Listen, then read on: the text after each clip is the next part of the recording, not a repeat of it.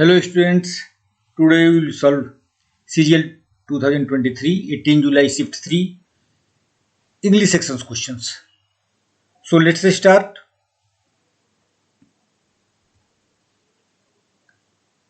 The first question is on one word substitution. A person who draws or produces maps. Such a person is known as cartographer. Such a person is known as cartographer. So option 2 is correct. Answer is 2. Now let's see other options also. Choreographer. Choreographer, you know.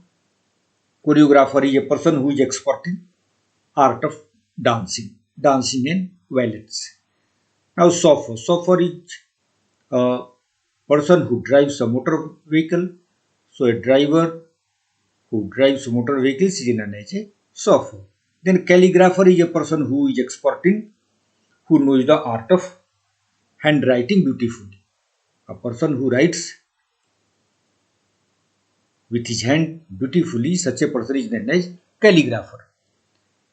So your answer is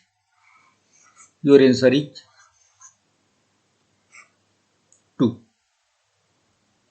Now question number 2. It turns out to be a blessing in disguise. Select the most appropriate meaning of the given idiom. The idiom is here a blessing in disguise.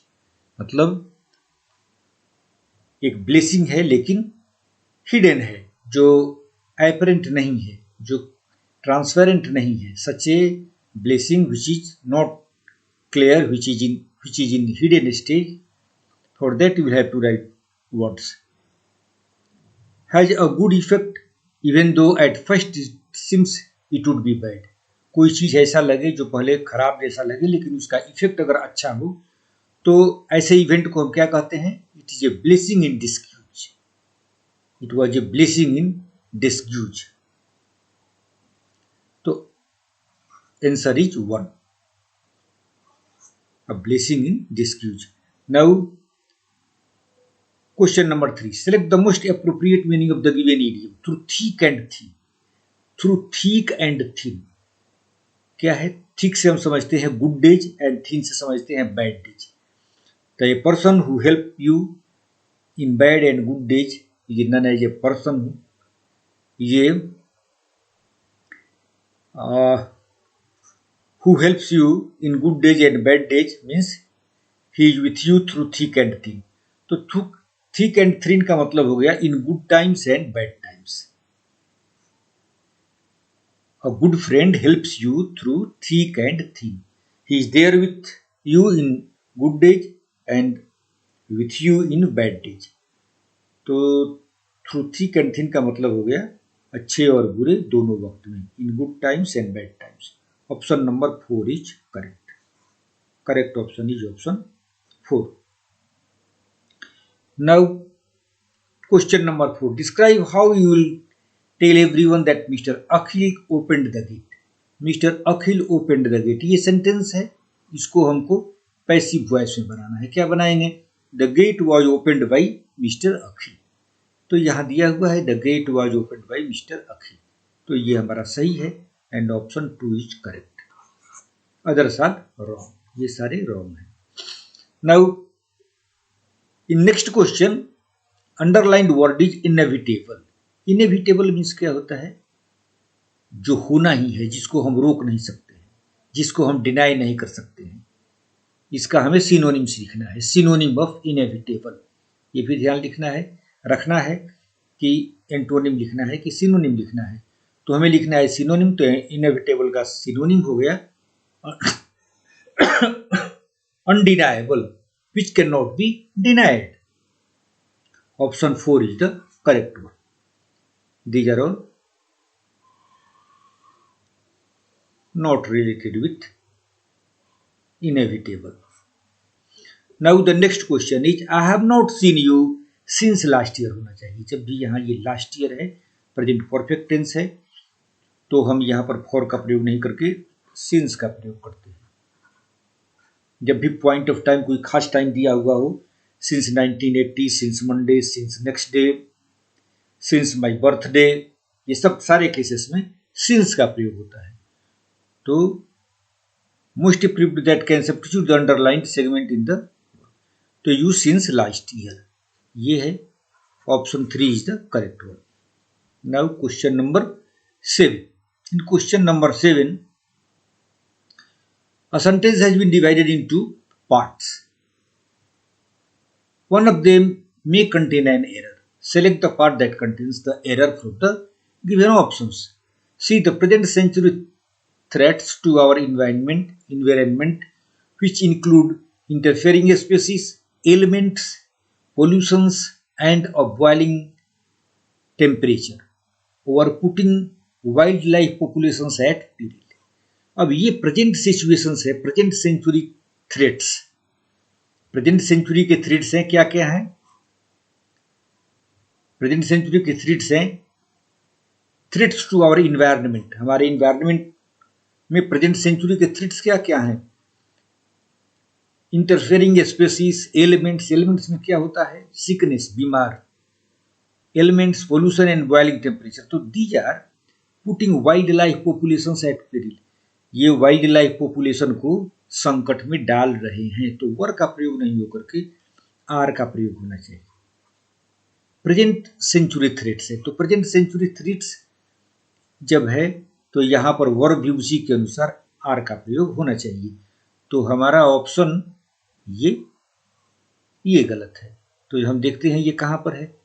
ये है, तो हमारा option हो गया 4 is the correct one. 4 option 4 is correct one.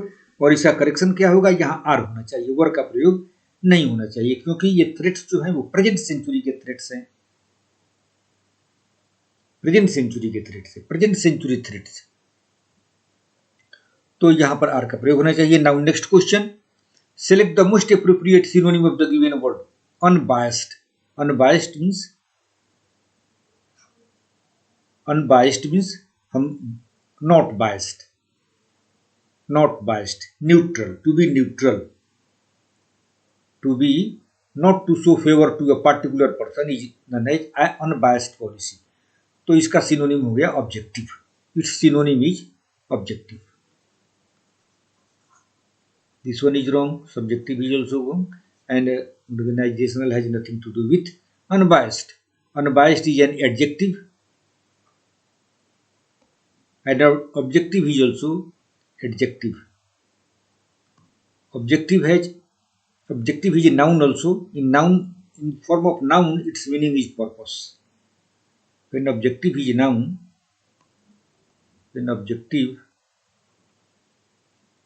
in case of noun,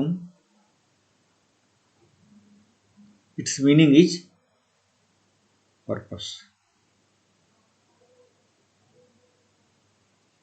Its meaning is purpose. Now, the government's utilitarian stance was appreciated by all. Utilitarian means होता है क्या? Useful stance. The government's utilitarian stance means utilitarian plannings, utilitarian programmes. एक होता है utopian, उसका है जिसको हम which cannot be brought into practice, utopian. और ये क्या है? यूटिलिटेरियन। तो utilitarian stance was appreciated by all. तो हमारा ऑप्शन हो गया 4, not practical. Utopian, not practical.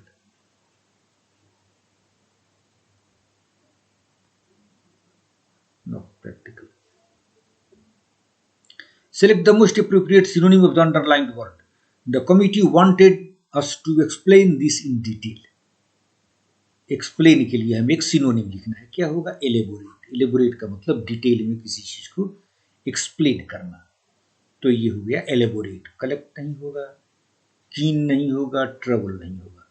Elaborate is the correct one. So your option number 1 is the answer. Select the incorrectly spelled word. Occurrence का spelling सही है, double C double R. Occurrence सही है, advertise भी सही है। अरिस्टोक्रेट का spelling गलत है, ई नहीं होना चाहिए अरिस्टोक्रेट। प्रेफरेंस का स्पेलिंग भी सही है। Your answer is 3। Answer is 3. Now next question. Incorrectly spelled word. Again, in this sentence there is a word which is not spelled correctly. You will have to find out the wrongly spelled word, incorrectly spelled word. It is weird to overact on the consequences. Weird का spelling गलत है, WEIRD, weird, WEIRD. तो ये option number 3 ये गलत है, wrong spelling है. आपका आंसर 3 हो गया. और वियर्ड का मतलब बता दूं मैं. Weird means stretch.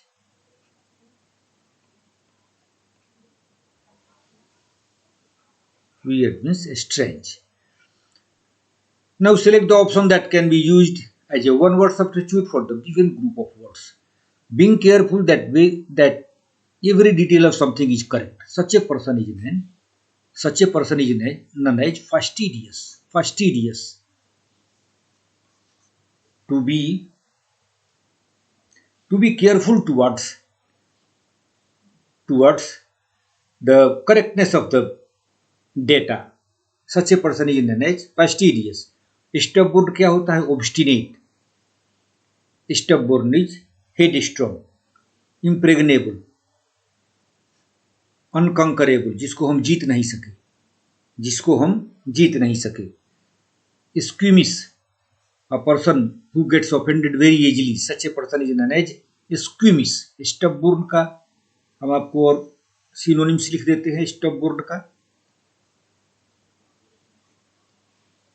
obstinate,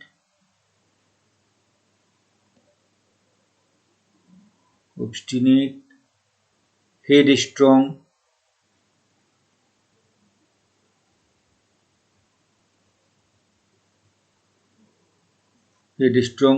impregnable, unconquerable, जिसको हम जीत नहीं सके. और squeamish, which a person who gets offended easily is known as, who gets offended very soon is known as squeamish. तो ये वर्ड भी आपको जानने हैं. अब दूसरे word. I do not wear the sunglasses at the moment. यहां हमें क्या करना है? Appropriate option to substitute the underlined segment. हमें इंप्रूव करना है, सेंटेंस को इंप्रूव करना है. एट द मोमेंट, जब एट द मोमेंट है तो हम प्रेजेंट सिंपल का प्रयोग नहीं करके प्रेजेंट कंटिन्यूअस का प्रयोग करेंगे. I am not wearing the sunglasses at the moment. यहां आई डू नॉट वियर का प्रयोग नहीं होकर के प्रेजेंट कंटिन्यूअस टेंस का यूज होगा. I am not wearing. Now next question. Select the most appropriate option to fill in the blanks. There are rows of chairs on either side of the aisle. Aisle क्या है? Aisle एक ये जगह है जो a passage between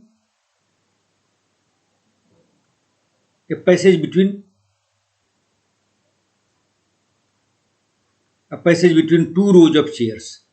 A passage between two rows of chairs in some hall and theaters. ये जगह है. This is the passage. ये आने जाने के रास्ते हैं और यहां पर चेयर लगे हुए हैं. तो ऐसे प्लेस को हम कहते हैं आइल. AISLE. Such a path is known as oil. A path between two rows is known as oil. Your answer is आइल. ये एल का मतलब दुख होता है. ISLE, ये भी इसका प्रोनाउंसिएशन भी आइल होता है. इसका मतलब होता है आइसलैंड. ISLE, इसका मतलब होता है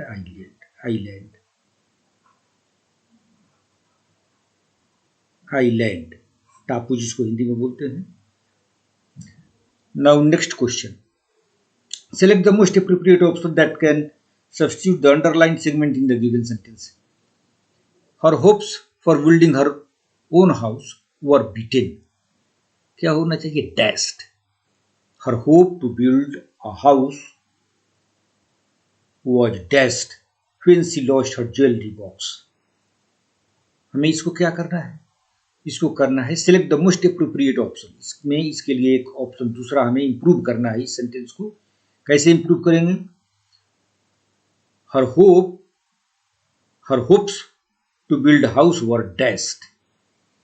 Her hopes to build house were dashed. Option 1 is correct. Frustrated ये सब गलत है, डिफीटेड गलत है, her hopes for building her own house were dashed, ये सही हो गया। Now in this passage you will have to arrange them in a coherent वे।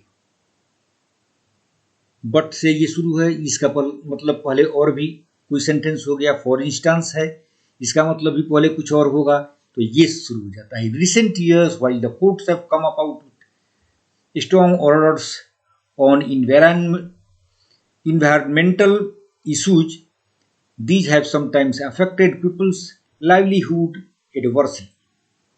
तो ये हमारा पहला सेंटेंस हो गया, और दूसरा सेंटेंस हो जाएगा फॉर इंस्टेंस। तो सी बी हो गया, और सी बी के बाद several of these industries